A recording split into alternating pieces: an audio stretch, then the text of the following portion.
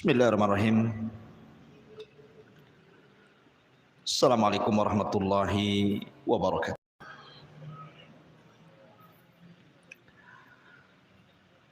Alhamdulillah. Alhamdulillahilladzi ja'ala asy-syamsa diya'an wal qamara nuran wa qaddarahu manazila lita'lamu adada as-sinina wal hisab. Ma khalaqallahu dzalika illa bil haqq yufassilul ayati liqaumin ya'lamun. Asyhadu an la ilaha illallah wahdahu rabbi la syarika lah wa asyhadu anna Muhammadan abduhu wa rasuluhu alladzi la nabiyya ba'dah, amma ba'du. Ma'asyiral muslimin yang dimuliakan Allah Subhanahu wa taala, sebelum kita bicara tentang beberapa kemungkaran di malam tahun baru atau pergantian tahun ini, ada renungan sejenak yang dinasihatkan para ulama. Allah Subhanahu wa taala berfirman di dalam Al-Qur'an, huwallazi ja'ala asy-syamsa diya'an wal qamara nuran wa qaddarahu manazila lita'lamu adadas sinina wal hisab. Ma khalaqallahu dzalika illa bil haqq yufassilul ayati liqaumin ya'lamun. Dialah yang menjadikan matahari bersinar dan bulan bercahaya, dan dia pula yang menetapkan tempat-tempat orbitnya agar kamu mengetahui bilangan tahun dan perhitungan waktu. Allah tidak menciptakan demikian itu melainkan dengan sebenar-benarnya. Dia hendak menjelaskan tanda-tanda kebesarannya kepada orang-orang yang memiliki pengetahuan.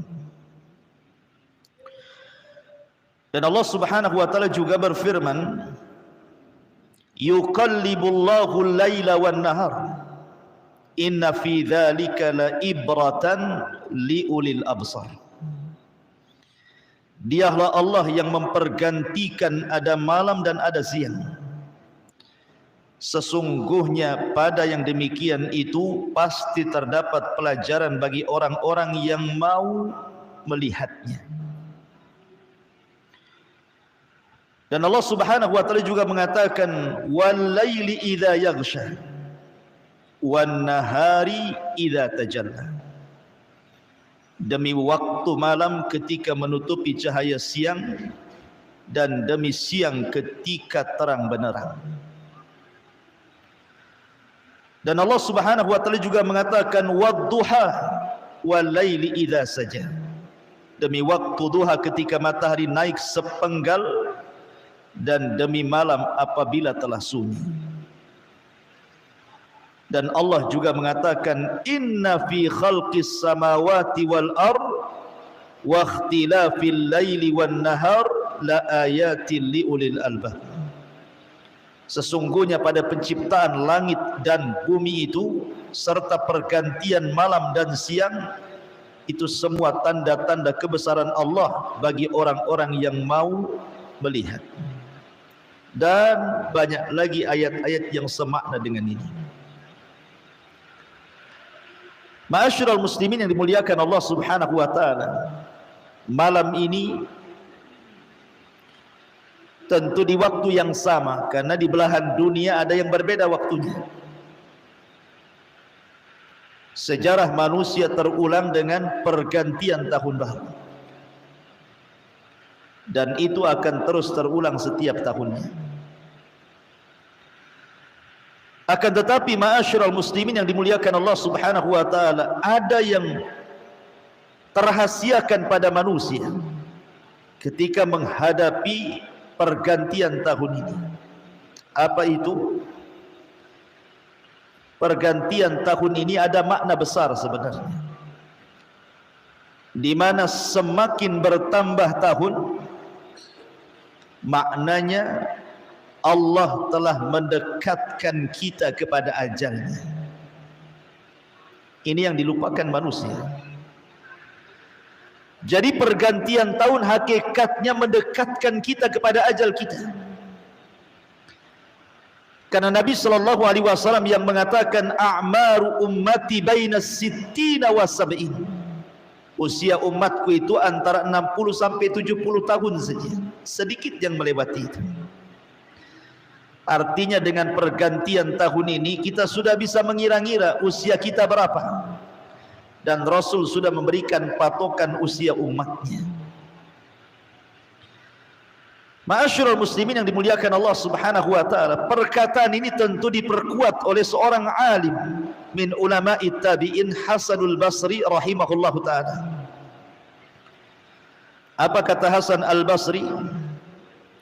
Ya ibna Adam, innama anta ayyamun, kullama dhahaba yawmun dhahaba ba'duk, wa idza dhahabal ba'du yushiku an yadhhabal kullu.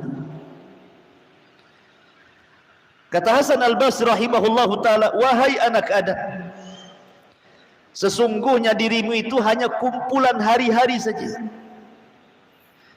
Apabila satu hari lenyap dari dirimu, maka separuh umurmu juga sudah lenyap. Dan apabila separuh umur sudah lenyap, dikhawatirkan seumur atau seluruh umurmu juga akan lenyap. Artinya bahwa dengan berjalannya ada siang ada malam, berganti menjadi pekan, pekan berlalu menjadi bulan, bulan pergi menjadi tahun, hakikatnya kita telah mendekati ajal kita. Makanya ingat kisah Fudail ibn Iyad yang pernah saya ceritakan di sini. Ketika dia melihat ada orang tua, kemudian Fudail mengatakan, kam umruk, berapa umurmu? Maka Pak tua ini mengatakan, sittuna aman, usiaku 60 tahun wahai imam. Maka Fudail ibn Iyad mengatakan, tushiku antasila ilallah. Kalau usia 60 tahun artinya dari semenjak akil balik Anda berjalan terus sampai 60 tahun. Maknanya engkau berjalan sudah jauh dan sudah mendekat kepada Allah. Maka sang kakek mengatakan, inna lillahi wa inna ilaihi rajiun. Ya imam, bukankah kita datang dari Allah dan akan kembali kepada Allah? Maka sang imam Fudail ibn Iyad mengatakan, hal arafta ma'naha ya fulan? Kamu tahu makna inna lillahi wa inna ilaihi rajiun itu? Maka dia mengatakan, la ya imam, idzan fassir lana. Tidak wahai imam, kalau begitu tafsirkan apa maknanya. Maka Fudail ibn Iyad mengatakan, inna lillah, artinya annaka lillahi abdun. Makna inna lillahi itu artinya bahwa engkau bagi Allah itu seorang hamba. Wa inna ilaihi rajiun, dan engkau seorang hamba dan akan kembali kepada Tuhannya, berarti annaka mas'ulun indahu, engkau akan ditanya di hadapan Allah atas kehambaanmu di dunia. Kemudian orang tua ini mengatakan, kalau begitu apa yang memudahkan pertanggungjawabku di hadapan Allah ya imam? Maka Hasan Al-Basri mengatakan, antattaqillaha fima baki yughfar laka fima madha. Sisa umurmu yang sekarang kau jalani itu, banyak-banyaklah bertakwa, karena itu bisa mengampuni dosamu yang telah lalu. Sebab kalau engkau perburuk keadaanmu sekarang, boleh jadi Allah akan mengazab dosamu yang telah kau kerjakan dan yang sedang kau lakukan. Maka dari sini ma'asyiral muslimin yang dimuliakan Allah Subhanahu wa taala, Harusnya manusia itu melihat dengan datangnya tahun baru atau peralihan tahun baru ini, melihat sisi kelalaian hidup yang sudah ditinggalkannya. Maksudnya apa? Kita harus mengingat kelalaian hidup yang sudah kita lalui supaya kita bisa menghargai waktu yang akan datang. Itulah yang disebut dengan muhasabah artinya. Kenang kembali apa yang sudah antum lakukan supaya kita bisa menghargai waktu yang akan datang. Karena waktu itu bagi seorang mukmin ikhwan itu adalah amanah dari Allah. Mana amanah itu artinya semua akan ditanya di hadapan Allah Subhanahu wa taala.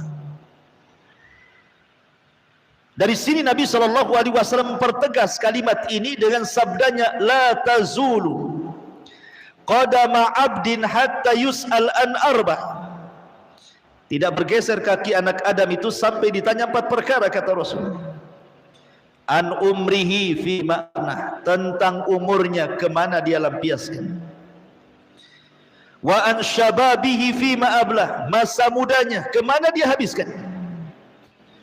Wa an ilmihi fi ma'amila fi, tentang ilmunya sudahkah dia amalkan.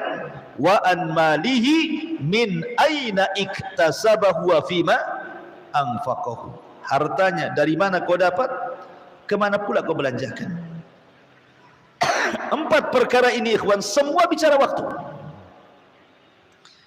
Umur waktu, masa muda waktu, cari ilmu butuh waktu, mengamalkan ilmu butuh waktu, cari harta butuh waktu, membelanjakannya pun butuh waktu. Semua akan ditanya. Dari sini Nabi mengingatkan nikmatan maghbunun fihima katsirun minan nas, as-sihhatu wal faragh. Ada 2 nikmat yang selalu dilalaikan manusia. Kata Nabi SAW, nikmat sehat dan nikmat luang waktu. Ini selalu disia-siakan manusia. Maka Nabi SAW dengan tegas mengatakan, ightanim khamsan qabla khamsin, syababaka qabla haramik, wa sihataka qabla saqamik, wa ginaka qabla faqrik, wa faragaka qabla syaglik, wa hayataka qabla mautik. Manfaatkan 5 perkara sebelum datang 5 perkara. Waktu mudamu sebelum datang waktu tuamu. Waktu sehatmu sebelum datang waktu sakitmu.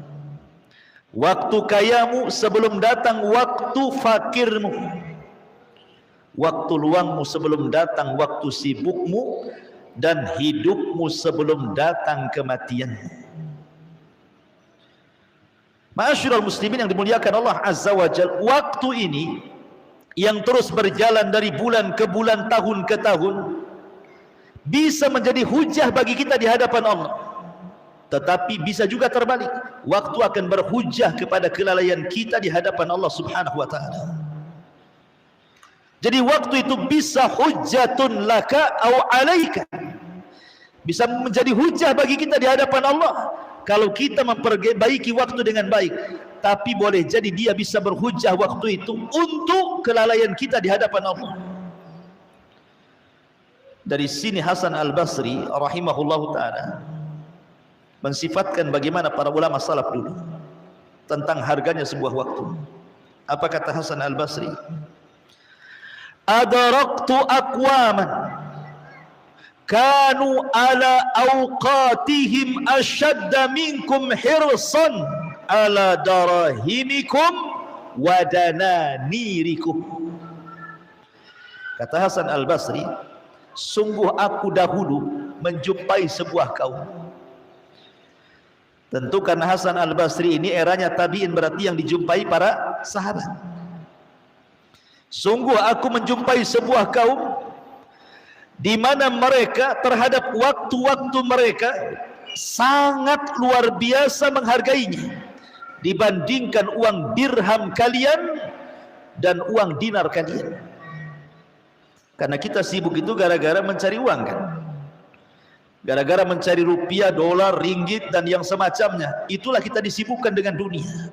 Tapi zaman dulu, kata Hasan Al-Basri, aku mendapatkan sebuah kaum yang waktu bagi mereka lebih berharga dibandingkan uang-uang kalian. Seperti itulah ulama salaf rahimahumullahul jami'. Makanya kalau kita lihat hadis-hadis Nabi, ikhwan, Nabi itu sebagai waktu. Ketika Nabi SAW ditanya tentang ayyul amali ahabbu ilallah, Rasul, amal yang paling afdal, yang paling dicintai Allah itu apa? Apa kata Rasul? As-salatu ala waktiha, salat tepat waktu. Rasul menghargai waktu. Karena Allah yang mengatakan innas salata kanat alal mu'minina kitaban. Salat itu ada waktu-waktu yang sudah ditetapkan bagi orang-orang yang beriman. Al-Imam Ibnul Qayyim rahimahullahu ta'ala sampai mengatakan, idza aradallahu bil abdi khairan a'anahu bil waqti wa ja'ala waqtahu musa'idan lahu wa idza arada bihi syarran ja'ala waqtahu alaihi wa nakadahu waqtuhu. Kata Imam Ibnul Qayyim rahimahullahu ta'ala, Allah kalau hendak memperbaiki hambanya, maka Allah akan jadikan waktunya untuk membantu ibadahnya. Tapi kalau Allah hendak membuat hamba itu buruk, maka Allah jadikan waktu menyibukkan dunianya dan waktu mengotori kehidupannya. Makanya Abdullah ibn Mas'ud radhiyallahu anhu, dia paling menyesal kalau satu hari saja tidak digunakan waktunya untuk hal-hal yang bermanfaat. Itu satu hari itu. Gimana kalau 1 tahun? Dia mengatakan, ma nadimtu ala syai'in nadami ala yaumin gharabat syamsuhu naqasa fihi ajali walam yazid fihi amali. Ini ucapan indah, ikhwan. Kata Abdullah ibn Mas'ud radhiyallahu, aku tidak pernah menyesal akan apapun kecuali apabila matahari terbenam sementara ajalku semakin berkurang dan amalku tidak bertambah, katanya. Itulah perkataan salaf, ikhwan. Aku tidak menyesal tentang apapun, kata Abdullah ibn Mas'ud, kecuali kalau aku melihat matahari mulai terbenam, kemudian aku berpikir ajalku hilang 1 hari sementara amalanku tidak bertambah, katanya. Luar biasa ucapan seperti ini. Bahkan Abu Yusuf itu muridnya Abu Hanifah, dihabarkan kepadanya kematian putranya. Apa kata Abu Yusuf? Dia mewakilkan orang untuk mengurus jenazah putranya. Kenapa? Karena takut dia ketinggalan pelajarannya Abu Hanifah. Coba, takut dia ketinggalan pelajarannya Abu Hanifah. Jadi anaknya meninggal, padahal dia minta orang untuk mewakilkan penguburannya. Kenapa? Makhafatan, kata dia, makhafatan an yafutahu min Abi Hanifah. Karena dia takut kalau seandainya dia sibuk mengurus jenazah anaknya, dia ketinggalan beberapa pelajaran Abu Hanifah. Seperti itu para ulama. Kalau sekarang orang tidak hadir di majelis ta'lim, itu sudah biasa. Tidak takut dia mau ketinggalan 1 pengajian, 2 pengajian, padahal di rumahnya ya biasa-biasa saja, nggak ada kegiatan. Tidak ada penyesalan, kan begitu. Lihat ulama saking memanfaatkannya waktu sampai seperti itu. Sampai dikatakan oleh Imam Ibnu Jarir At-Tabari, seorang ahli tafsir, makatha 40 sanatan yaktubu fi kulli yaumin minha 40 waraqah. Dia tidak keluar dari rumahnya kecuali ya salat wajib saja ke masjid, balik lagi selama 40 tahun, karena dia harus menulis karya besar. Minimalnya 1 hari dia harus menulis berapa lembar? 40 lembar. Dan kita lihat faedah tafsir daripada Al-Imam Ibnu Jarir At-Tabari. Semua ulama mengakuinya. Bahkan karena sibuknya orang-orang dulu itu belajar, sampai tidak kepikiran mau kawin. Ibnu Taimiyah tidak kawin. Imam Nawawi juga tidak menikah. Al-Imam At-Tabari juga tidak menikah. Banyak para ulama tidak menikah. Kenapa? Karena sibukkan dengan belajar, thalabul ilmi, mengajar, berjihad dan begitu seterusnya, sehingga tidak kepikiran perempuan. Tentu tidak menyelisih kata-kata la ruhbaniyata fil Islam, bahwa tidak ada ruhbaniyah, pendeta-pendetaan dalam Islam itu harus menikah. Tapi boleh orang itu meninggalkan menikah kalau seperti mereka para ulama. Walaupun tentu yang menggabungkan menikah dengan thalabul ilmi jauh lebih baik. Anda ini tidak thalabul ilmi, tidak mau juga menikah, maunya apa? Kan itu. Ya nikah sajalah. Thalabul ilmi aja seminggu sekali pula ada tak mau nikah pula. Ya. Ma'asyiral muslimin yang dimuliakan Allah Subhanahu wa taala. Bahkan Imam Syafi'i rahimahullahu taala sebagaimana disebutkan dalam kitab Sifatus Safwa, jilid yang kedua halaman 255, dijelaskan kana fi rahimahullahu taala yujzi'ul laila ila 3 ajza. Dia bagi setiap malam itu menjadi 3 bagian, 1/3 untuk tidur, 1/3 untuk mencatat, 1/3 untuk qiyamul lail.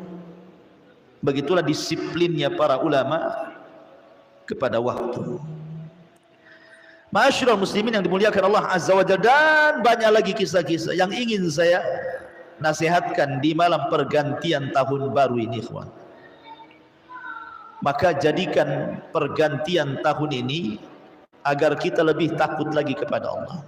Karena waktu kita semakin pendek, ajal kita semakin dekat, sementara bekal kita juga tidak banyak. Masa waktu yang tersisa kemudian kita tidak memperbaiki diri. Makanya pandang ke belakang dan tatap ke depan. Itulah yang harusnya dilakukan seseorang apabila melihat pergantian tahun. Baik. Ma'asyiral muslimin yang dimuliakan Allah Subhanahu wa taala. Bicara tentang pergantian tahun.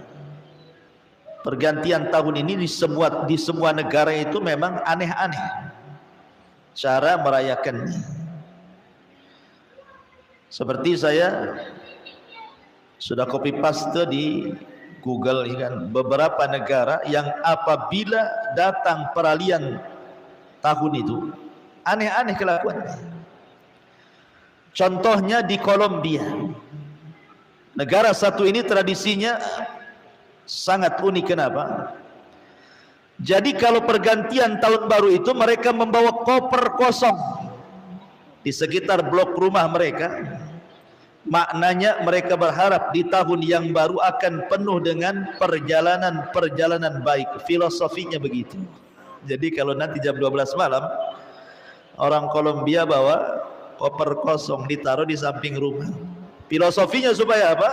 Supaya nanti terisi dengan perbuatan-perbuatan yang lebih baik lagi untuk tahun depannya.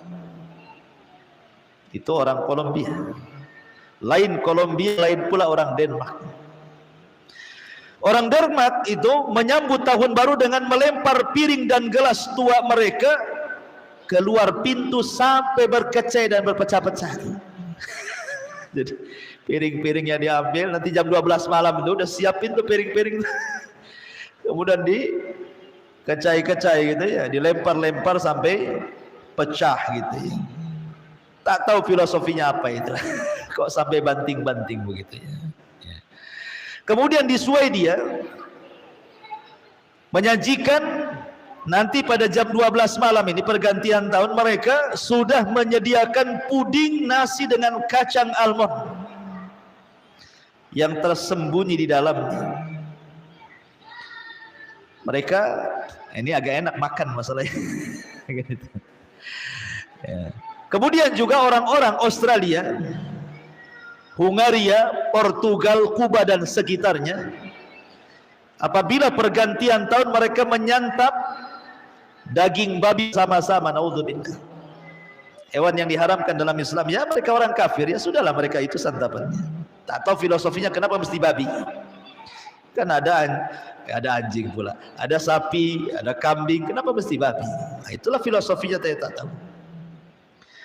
Kemudian di Spanyol menyambut tahun baru itu dengan makan 12 buah anggur. Kemudian mereka menyantap bersama-sama, entah apa filosofinya, yang jelas bahwa itulah yang mereka makan di pukul 12 ini. Dan di Amerika Serikat, tradisi mereka tahun baru disambut dengan acara makan kacang polong hitam. Lah, kacang polong hitam ini biasanya dihidangkan bersama nasi dan juga daging babi, naudzubillah. Ya mereka orang kafir kan itu ya. Intinya tidak lepas dari makan-makan.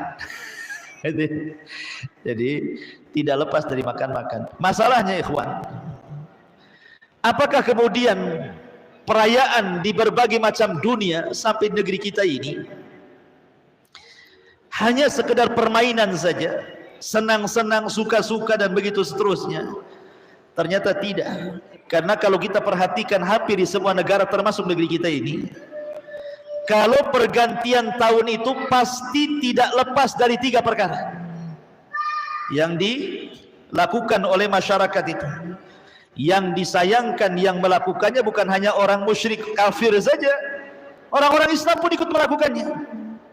1, tidak lepas dari petasan dan kembang api. Petasan dan kembang api, 1. Yang kedua, tidak lepas dari nyanyi menyanyi. Yang ketiga, tidak lepas dari meniup trompet. Perhatikan, 3 perkara ini adalah kebiasaan 3 agama. Menyalakan kembang api artinya menyalakan api. Ini tradisi siapa? Majusi, penyembah api. Kemudian niup trompet kebiasaan budaya siapa? Yahudi. Dan menyanyi kebiasaan orang-orang Nasrani. Mereka suka nyanyi. Makanya artis-artis banyak orang Nasrani. Ahli-ahli pakar-pakar nyanyi mereka. Jadi ketika kita menyalakan kembang api, menyanyi, kemudian meniup trompet itu, sadar ataupun tidak sebenarnya Anda sedang tasyabbuh dengan 3 agama. 1 Majusi, 2 Nasrani, 3 Yahudi. Baik, artinya di sini bahwa setiap perayaan yang dilakukan di luar agama Islam itu pasti ada sebuah keyakinan yang melatar belakangi kenapa mereka sampai merayakan seperti itu. Pasti ada. Ketika orang Buddha mereka kemudian mengadakan tahun baru mereka, tentu mereka akan mengait-ngaitkan dengan Budanya. Ketika orang Hindu melakukan tahun baru mereka, pasti tidak lepas mengait-ngait dengan Brahmanya. Ketika Nasrani juga melakukan tahun baru mereka seperti Natal, pasti tidak lepas bicara tentang ketuhanan Yesusnya, kan itu. Begitu juga Yahudi dan begitu juga agama-agama yang lain itu. Artinya dalam setiap perayaan itu pasti ada keyakinan agama masing-masing. Dan itu bertentangan dengan keyakinan kita. Jangan dianggap remeh merayakan sebuah perayaan tahun baru yang bukan dari Islam itu. Karena sadar ataupun tidak, paham ataupun tidak, mengetahui ataupun tidak, maka saya kasih tahu bahwa di balik perayaan itu ada ideologi yang berbeda dengan ideologi kita. Ini bicara soal iman kufur, soal tauhid syirik, dan begitu seterusnya.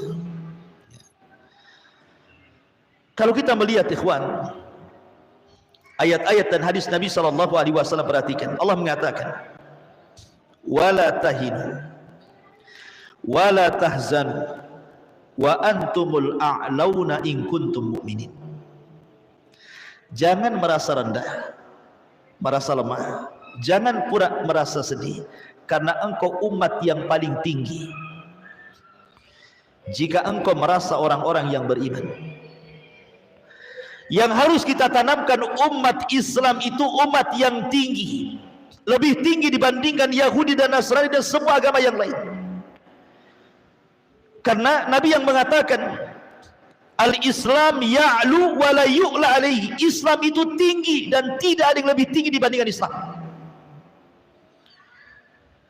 Umar bin Khattab radhiyallahu anhu, ketika dia hendak mengambil kunci Baitul Maqdis, Abu Ubaidah ibn al-Jarrah meminta Umar itu berdandan ala raja supaya ada pamor. Tapi Umar ngomong sama Abu Ubaidah dan mengatakan, ya Abu Ubaidah, nahnu qaumun a'azzana Allahu bil Islam wa man yabtaghi al-izzata bi ghairi ma a'azzana Allah adzallana Allah, kata Umar. Lihat ucapan Umar. Abu Ubaidah, kita ini kaum yang telah Allah muliakan dengan Islam. Siapapun yang mencari kemuliaan di luar daripada Islam, Allah hinakan orang itu, karena tidak ada kemuliaan di luar Islam. Kalau sudah tidak ada kemuliaan di luar Islam, lalu ngapain antum ikut-ikutan, ikut serta, bahkan menjadi panitianya pula di situ, ya.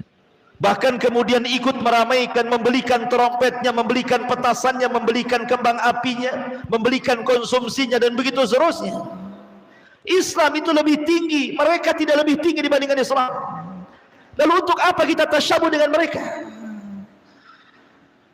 Ma'asyiral muslimin yang dimuliakan Allah Subhanahu wa taala, Islam ini agak lengkap, ikhwan. Kita tidak berhajat pada luar Islam. Al-yauma akmaltu lakum dinakum wa atmamtu alaikum ni'mati wa raditu lakumul Islam madina. Hari ini telah kusempurnakan agamaku, kusempurnakan nikmat Islamku, dan kuredoi Islam sebagai agama kalian. Ketika ayat ini turun, orang Yahudi ini merasa cemburu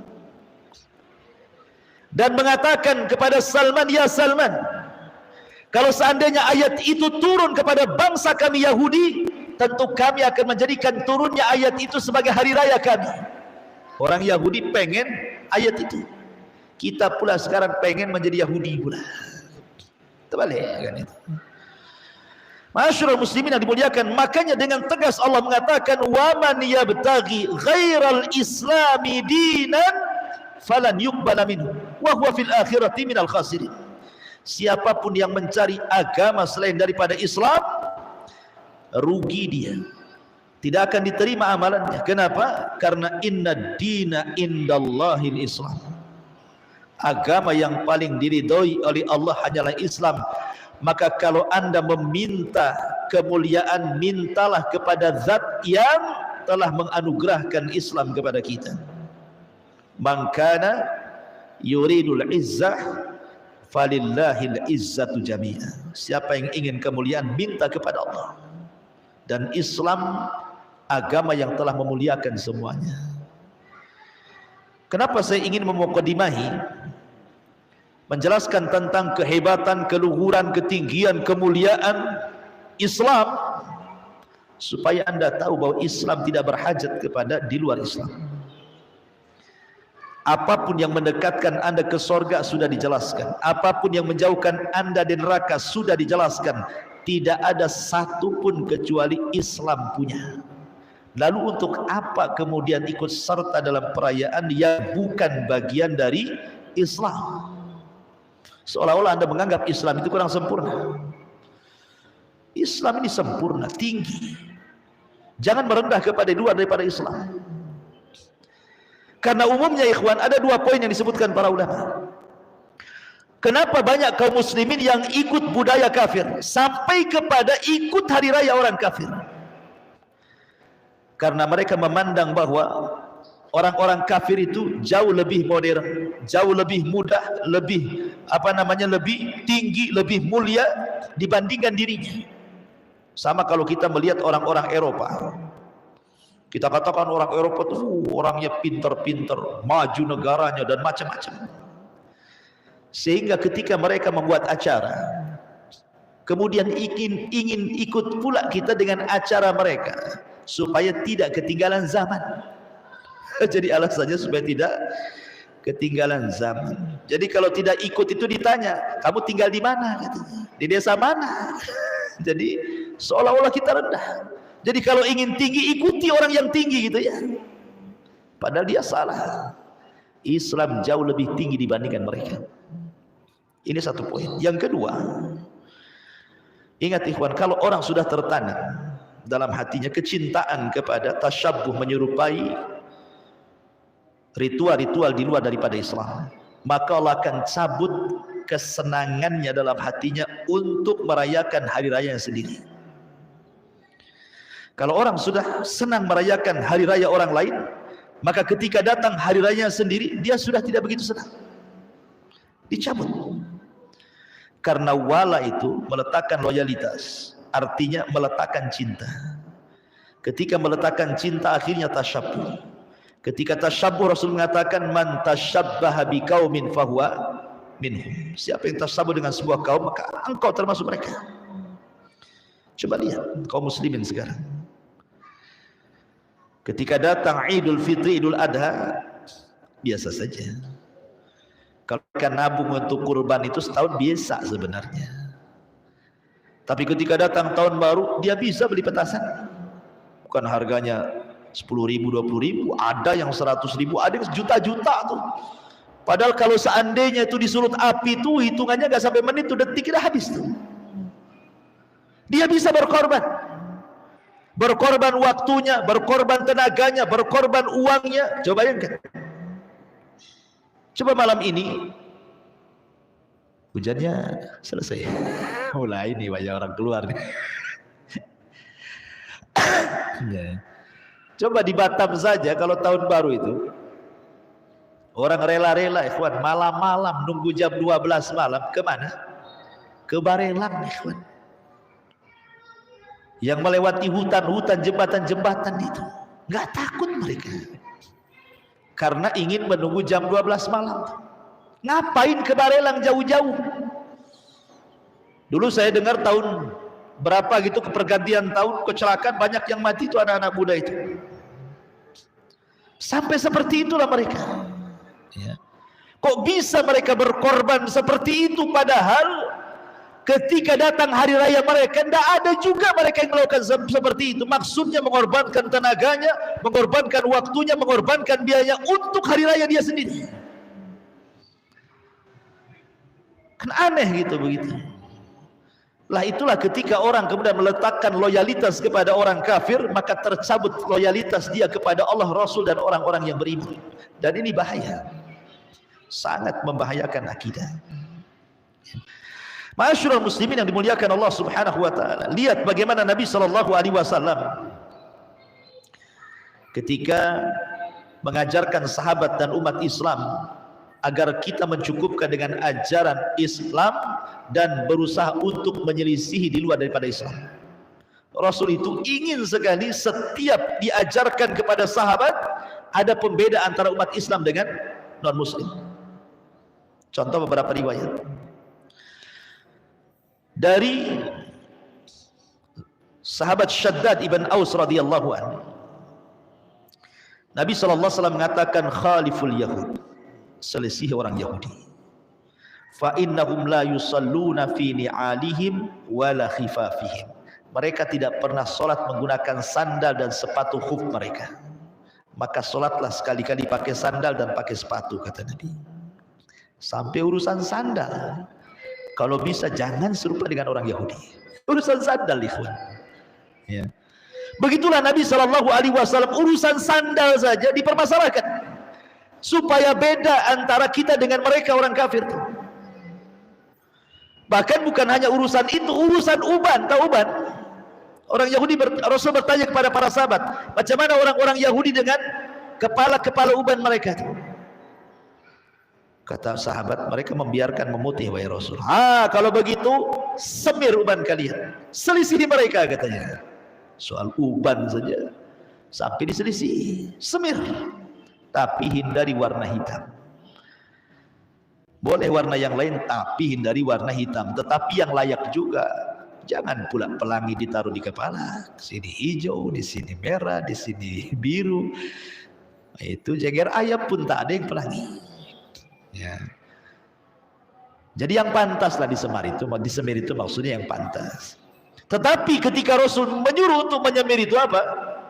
Supaya menyelisih mereka orang-orang Yahudi gitu maksudnya. Kemudian juga ketika Nabi SAW bicara tentang memanjangkan janggut dan mencukur kumis, apa kata Rasul? Khaliful musyrikin uhfus syawarib wa auful liha. Selisih orang-orang musyrik, cukur kumis kalian, biarkan janggut kalian. Kemudian juga ketika Nabi SAW suatu ketika beliau sholat duduk, kemudian sahabat berdiri di belakangnya. Rasul mengisyaratkan agar mereka duduk, baru kemudian mereka ikut duduk. Kemudian Nabi SAW mengatakan, hampir-hampir kalian seperti orang-orang Persia dan Romawi ketika menghormati raja mereka dengan berdiri, katanya. Selisih mereka. Sampai seperti itu Nabi SAW.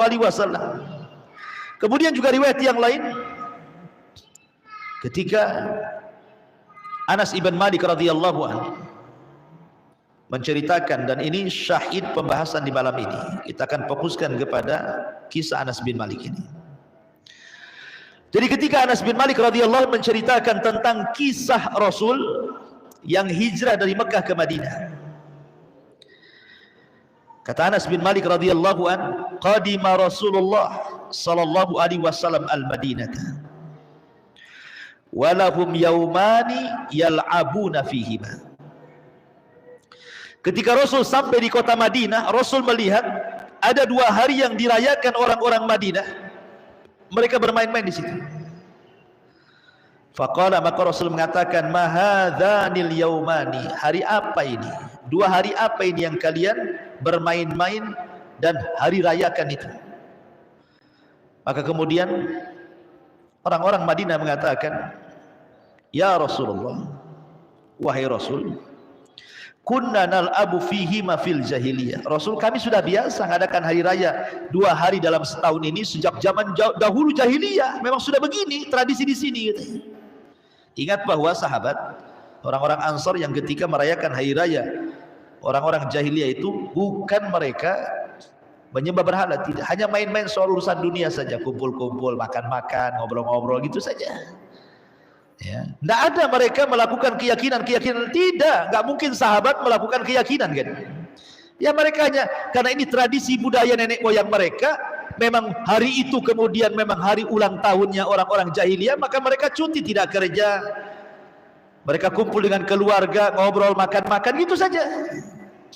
Maka Rasul mengatakan, innallaha qad abdalakum bihi ma khairan minhuma yaumal adha yaumal fitri wa yaumal fitri, rawahu Abu Dawud. Ingat, Allah sudah menggantikan keduanya dengan yang lebih baik daripada keduanya. Kemudian Rasul menyebutkan Idul Adha dan Idul Fitri. Shadaqa Rasulullah, ikhwan. Sungguh benar ucapan Rasul. Kenapa Rasul mengatakan lebih baik? Allah sudah menggantikan hari raya kalian dengan hari raya yang jauh lebih baik. Kita perhatikan hari raya kita dengan hari raya orang-orang itu. Kalau kita masuk hari raya, anggap saja Idul Fitri, malamnya kita bertakbir, membesarkan Allah subhanahu wa ta'ala, bertahlil, mentauhidkan Allah, bertahmid, memuji Allah, atau dengan bahasa kita takbiran, ya kan? Kemudian bangun pagi, mandi sunnah, pakai pakaian baru, walaupun tidak baru ya bersih, pakai wewangian, kemudian terus lisannya bertakbir sampai ke tanah lapang. Sampai di tanah lapang sholat lagi. Habis sholat saling mendoakan, takabbalallahu minna wa minkum, silaturahim. Indah, ikhwan.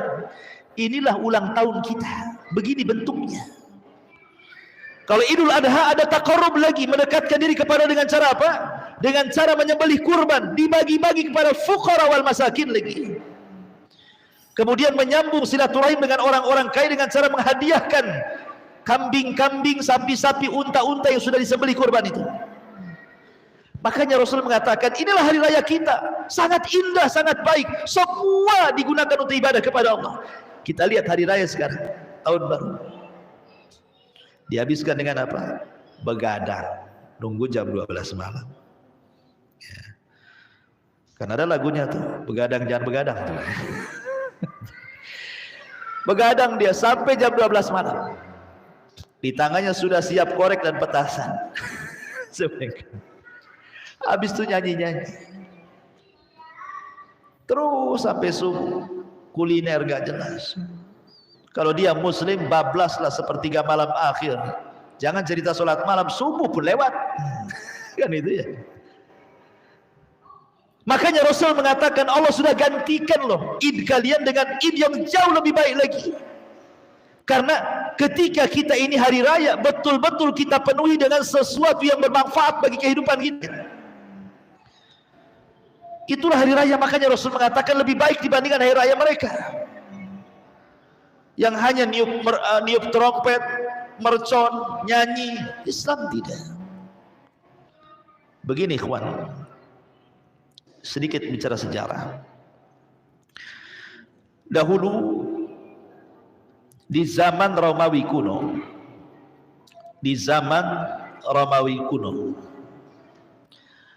itu ada seorang kaisar namanya kaisar itu Julian atau Julius, kasarnya Julian atau Julius. Lah Julian atau Julius ini dikenal dalam sejarah dengan sebutan Julian kalender, karena dia yang memperbaharui kalender dari 10 bulan menjadi 12 bulan. Karena sebelumnya ya sekitar mungkin ribuan abad yang silam ya tentunya ya, itu penanggalan ataupun kalender itu tidak sampai 12 bulan, hanya sampai ke 10 bulan saja. Jadi mereka merayakan ulang tahun itu hanya di tanggal di bulan Maret. Jadi Desember dengan Januari itu tidak masuk, itu sebelumnya. Yang kemudian dikenal dalam negara Persia itu sebagai perayaan Nairuz dan Mihrajan. Itu yang dilakukan para sahabat di Madinah tuh, namanya perayaan Nairuz dan Mihrajan. Itu adopsi dari orang Persia. Loh, kenapa Persia masuk Arab? Ya, karena ketika orang-orang Arab tidak suka dengan orang-orang Abroha, orang-orang Ethiopia, dan Abroha sudah meninggal, kemudian kekuasaannya jatuh ke tangan putranya. Ada seorang raja Arab tidak suka dengan orang-orang Ethiopia yang mencengkeram Yaman, namanya Saif ibn Diyazan. Saif ibn Diyazan ini akhirnya ke Persia, kerjasama supaya Persia ikut membantu orang Arab mengusir orang-orang Ethiopia. Berhasil. Masyruq ibn Abroha meninggal. Akhirnya kemudian orang-orang Akhbas, orang Ethiopia, balik lagi ke Ethiopia sana. Maka negeri Arab dicengkeram Persia. Artinya walaupun Saif ibn Diyazan jadi raja orang Arab, dan itu raja terakhir Yaman, tapi tetap kekuasaannya di bawah Persia. Sejak itulah banyak tradisi Persia dilakukan oleh orang-orang Arab. Makanya ketika Rasul hijrah ke Madinah, para sahabat itu sedang melakukan perayaan orang-orang Persia namanya Nairuz dan Mihrajan. Apa Nairuz, apa Mihrajan? Nairuz itu tahun baru. Yang dahulu orang-orang Persia biasanya mereka apabila datang bulan Maret, karena mereka menjadikan bulan setahun itu 10 bulan saja ya. Jadi mereka melakukan itu, kemudian dibuat perayaan. Akhirnya ketika Persia mencengkeram Arab, perayaan itu mereka rayakan di Arab. Makanya orang-orang Madinah meniru-niru perayaan Nairuz. Adapun Mihrajan itu 6 bulan setelahnya. Ini tahun baru, 6 bulan setelahnya Mihrajan. Lah sahabat ini merayakan 2 hari raya ini. Makanya Rasul mengatakan, buat apa kalian merayakan perayaan-perayaan mereka orang-orang Persia itu? Allah sudah mengganti dengan yang lebih baik. Idul Fitri sebagai Idul Adha sebagai pengganti Nairuz, dan Idul Fitri sebagai pengganti Mihrajan. Tetapi kalau kita lihat sejarah ikhwan, sebenarnya perayaan itu sudah ada 2000 tahun sebelum Masehi. Artinya belum Nasrani aja belum ada. 2000 sebelum Masehi itu dipelopori oleh masyarakat Mesopotamia kalau nggak salah. Kemudian ketika Romawi dikuasai oleh Raja Julian, Raja Julian inilah menambah 2 bulan dari 10 bulan itu, ditambahlah Desember dan ditambah Januari, dan dialah yang pertama kali merayakan 1 Januari. Karena dia yang merubah kalender sebelumnya, makanya dikenal dengan Julius atau Julian kalender kan itu. Setelah meninggal Julian ini, Raja Romawi, maka kemudian di Vatikan sana ada seorang pendeta yang kemudian pendeta ini menyadur dan memperbaharui kembali penanggalan yang dibuat oleh Julian kalender ini, yang kemudian akhirnya dirubah dari Julian kalender menjadi Gregorian kalender kan itu ya. Gregorian, karena nama pendetanya kan Gregory. Kemudian jadi Gregorian kalender dan diresmikan oleh Vatikan kala itu. Tahun berapa? Tahun 45 sebelum Masehi. Ya.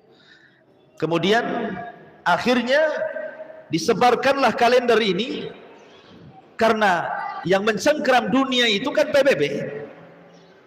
Ya, Perserikatan Bangsa-Bangsa. Lah Indonesia masukkan di anggota PBB. Maka diseragamkan semua kalender di dunia. Makanya Indonesia sampai sekarang ya pakai kalender Masehi, bukan kalender Hijriah kan. Masehinya besar, angkanya Hijriahnya kecil, kecuali kalender yang dikeluarkan pesantren Jabal Uhud itu besar tuh Hijriahnya, kita kecilkan Masehinya. Ya, bagi yang akan pesan silakan, masih banyak. Promosi pula kawan. Baik, ya.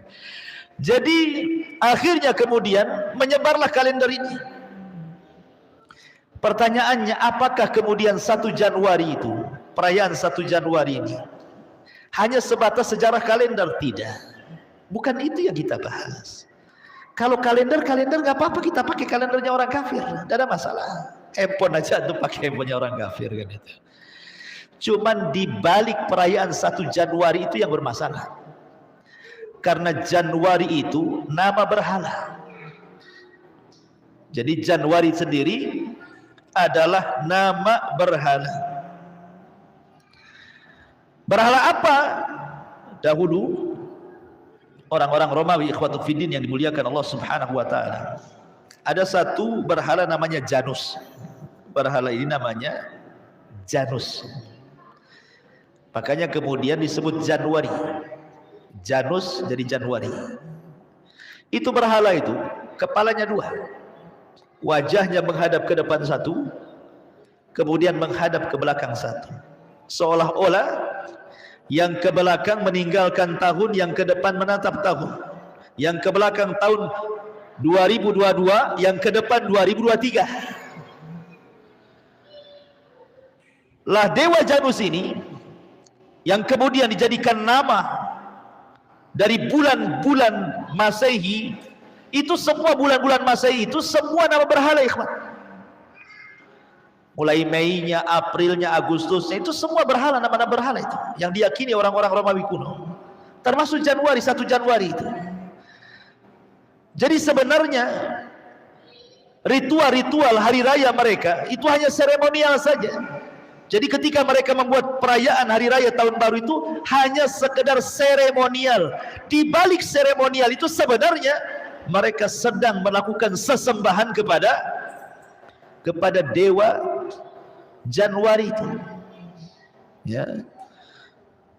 Jadi mereka sedang menyembah dewa Janus sebenarnya. Itulah yang kemudian kita khawatir. Kalau kita ikut terlibat dalam perayaan itu tanpa sadar, akhirnya kita kemudian ikut mengiyahkan. Karena ini ada sejarah, setiap ulang tahun ada sejarahnya, ikhwan. Tidak mungkin tidak ada sejarahnya. Makanya kenapa Islam sangat melarang mengucapkan selamat saja tidak boleh. Kata Imam Ibnul Qayyim rahimahullahu ta'ala, dia mengatakan at-tahni'atu li'a'yadil kuffar haramun bil ittifaq. Mengucapkan selamat kepada ulang tahun di luar daripada Islam itu haram secara kesepakatan. Kalau sudah dikatakan kesepakatan, bukan ranah khilaf, bukan ranah ijtihad. Karena ada yang kemudian orang mencari-cari, oh ini kan masih ijtihad ulama, ranah ijtihad ulama, akhirnya mencari-cari dalil, berakhir dengan membolehkan mengucapkan selamat kepada ulang tahun ajaran agama di luar Islam kan? Kan banyak tuh di YouTube itu buzzer itu. Ada apa istilahnya gitu ya. Ya, bahkan bukan hanya dia berani gitu ya, dia muslim. Bukan hanya berani mengucapkan selamat kepada hari raya di luar daripada Islam, atribut mereka pun mereka pakai di kepalanya. Contoh saja pamannya merayakan kepada saudara kita di luar Islam, pamannya Nasrani, ketika Natal berani dia mengatakan selamat hari Natal, kemudian kepalanya pakai kepala Santa Claus lagi. Ikhwan, mereka berdalih bahwa ini kan perkara yang masih samar, di Quran tidak ada, di hadis tidak ada katanya. Sebenarnya kalau punya akal sedikit ya, tak tahu kalau tadakan. Kalau punya akal sedikit, jangan bicara soal hukum yang dicari-cari oleh mereka atau yang sudah jelas-jelas ulama ahli sunnah memfatwakan haram. Sekarang cobalah mereka tanya kepada orang yang merayakan itu. Pamannya nih, saya menganggap bahwa tidak ada dalilnya dari Quran, dari sunnah yang melarang tidak boleh mengucapkan selamat hari Natal pamannya.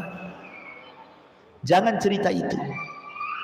Cobalah anda tanya kepada orang yang merayakan Natal itu. Tanya saja, nggak usah cari dalil dalam Islam. Tanya ke mereka, kamu ini merayakan Natal itu maksudnya apa? Tanya kepada orang Nasrani gitu. Pasti mereka akan menjawab, di balik itu pasti akan dikait-kaitkan dengan apa? Kelahiran Isa Al-Masih kan? Pasti jawabannya itu, kami merayakan kelahiran Isa Al-Masih, yang menurut keyakinan mereka Isa itu Tuhan, Isa itu anak Tuhan, Isa itu satu di antara tiga Tuhan. Berarti cukup dengan dalil sederhana saja kita sudah bisa mematahkan dalil mereka. Sudahlah, jangan cerita Islam itu kan ijtihad begini. Nggak usahlah cerita itu, kepanjangan. Tanya saja yang merayakannya. Disinilah makanya para ulama mengatakan, orang yang mengucapkan selamat Natal itu konsekuensinya 3. 1, meyakini Isa sebagai Tuhan. 2, meyakini Isa itu mati di tiang saliban. 3, meyakini bahwa Isa meninggal tanggal 25 Desember. Padahal tidak demikian. Islam membantah tiga-tiganya. Isa Tuhan, tidak. Qul huwallahu ahad. Yang Tuhan itu hanya Allah. Isa itu makhluk Tuhan. Inna mathala Isa kamathali Adam. Permisalan Isa sama dengan Adam. Anda menuhankan Isa karena tidak punya bapa. Adam lebih Tuhan, tak ada bapa, tak ada ibu. Tapi Anda tidak mengatakan ada Tuhan. Adam anak Tuhan. Anda katakan Adam nabi. Ya. Jadi, dan Allah tegaskan, in laqad kafara alladzina qalu innallaha tsalitsu tsalatsa. Telah kafir orang yang mengatakan Allah itu satu di antara tiga Tuhan. Jelas. Yang pertama, keyakinan Islam Isa bukan Tuhan. Tapi Isa adalah Abdullahi wa Rasuluh. Dia hamba Allah dan Rasulnya. Dua, Isa tidak mati di tiang salib. Isa itu diangkat ke langit kedua dan pernah dijumpai Rasul pas saat peristiwa Isra dan Mi'raj. Dan Allah bantah keyakinan Yahudi. Ketika orang-orang Yahudi mengatakan qatalnal Masih ibn Maryam, kami sudah membunuh Isa. Apa kata Allah? Wa ma qataluhu, mereka tidak membunuhnya. Wa ma sallabuhu, mereka tidak menyalibnya. Bal syubbihalahu, Isa diserupakan. Yang Anda tangkap, yang Anda bunuh, yang Anda salib itu serupaan Isa. Tapi Isa bal rafa'ahullahu ila sama, Allah angkat Isa ke langit. Dan akan turun di akhir zaman membantah orang Yahudi. Dulu kau mengatakan aku sudah mati, aku masih hidup. Orang Nasrani kau mengatakan aku Tuhan, aku turun dari Allah, dari langit sebagai hamba Allah dan Rasul. Ya. Kemudian soal kelahiran 25 Desember, Islam pun meragukan. Kenapa? Karena kita ada sejarah Maryam saat lahir Isa di dalam Quran, namanya surah Maryam. Dan Quran itu kalam Allah, yang ngomong bukan Nabi Muhammad, Allah sendiri soal kelahiran Isa. Apa? Ketika Maryam sedang melahirkan Isa, Allah mengatakan apa? Hentakkanlah kakimu ke pohon kurma, tusakit alaiki rutoban janiyah, maka rutab kurma-kurma basah itu akan turun, jatuh-jatuh, tinggal kau makan. Kuli washrobi. Dan bulan Desember itu bulan 12. Sementara tidak ada bulan 12 itu kurma yang berbuah. Satu dunia cari, kecuali beli di pasar. Ya. Kurma itu berbuah bulan 6, bulan 7, bulan 8. Tidak berbuah di bulan 12. Dan kurma itu berbuah di musim panas, bukan musim dingin. Musim dingin dia akan ada berbuah, ya kan? Maka dari sini ma'asyiral muslimin yang dimuliakan Allah Azza wa Jalla, bagi kita 25 Desember itu bukan kelahiran Isa, itu keyakinan kita. Terserahlah keyakinan mereka, lakum dinukum waliyadin, kan? Tapi kita yakin Al-Quran kalamullah. Makanya kita tidak mengucapkan kalimat itu. Kita tidak mau mengucapkan kalimat itu. Bukan berarti ketika kita tidak mengucapkan selamat kepada mereka kita benci mati, enggak. Tetap kita hargai mereka. Allah yang mengatakan la yanhaakumullahu anil ladzina lam yuqatilukum fid din wa lam yukhrijukum min diyarikum an tabarruhum wa tuqsitu ilaihim, kata Allah. Allah tidak melarang kepada orang-orang kafir yang tidak memerangi kalian, tidak mengusir kalian dari negeri kalian, untuk berbuat baik kepada mereka, berbuat adil kepada mereka. Kita masih disuruh berbuat baik kepada mereka. Karena sebenarnya ikhwan, mereka sendiri, saya lihat di YouTube sendiri, ada seorang pendeta ngomong, sebenarnya kami tidak sakit hati orang Islam tidak mengucapkan selamat Natal kepada kami, sebagaimana kami juga tidak mengucap Idul Fitri, Idul Adha, tidak ada ustaz-ustaz yang sakit hati kita. Kenapa? Karena ini masalah ideologi masing-masing. Yang anehnya yang sakit hati itu yang sesama orang Islam. Ketika kita memfatwakan, mengambil fatwa para ulama tentang haramnya itu, muncul orang itu, oh itu orang dangkal, orang radikal, orang teroris, macam-macam. Dituduh macam-macam pula. Ya. Masyarul muslimin yang dimuliakan Allah Subhanahu wa taala. Cobalah yang ngomong begini pelajari agama dengan baik. Baca kitab-kitab para ulama, atau dengan sederhananya tadilah, nggak usah cerita masalah dalil-dalil yang memfatwakan tentang haramnya atau yang tidak. Tanya saja kepada yang merayakannya. Anda ini merayakan itu apa di belakang, latar belakangnya, kan gitu. Pasti mereka akan menjawab. Jadi kita melihat fakta di lapangan gitu ya. Itu sudah cukup membantah sebenarnya. Apalagi kalau disertakan dengan dalil-dalil dari Al-Quran dan Sunnah dan juga akwal para ulama. Kembali kepada tahun baru, bahwa tahun baru itu ada sejarah. Sejarah penyembahan kepada berhala yang disebut dengan Janus, yang kemudian bulannya disebut Januari. Berhala Januari, 1 Januari. Ketika merayakan itu, kalaupun sekarang niup trompet, petasan, itu seremonial. Di balik itu ada asraf, ada rahasia, sejarah yang tidak bisa dilupakan. Oke lah kalau umpamanya antum ngomong sama anak ustaz, Saya nggak yakin kok dengan doa dengan dewa Romawi itu, nggak yakin saya. Saya yakin sama Allah. Insya Allah tauhid saya kuat. Masa bakar petasan saja syirik katanya. Trompet saja syirik. Syirik dari mana katanya? Saya kan nggak yakin dengan mereka. Saya hanya ingin rame-rame itu kayak petasan tuh di luar tuh. Ya kan? Hanya untuk itu saja. Nabi itu ketika melarang para sahabat itu, tidak ada sahabat yang meyakini tentang kesyirikan. Mana ada sahabat meyakini kesyirikan kemudian mereka ulang tahun di situ?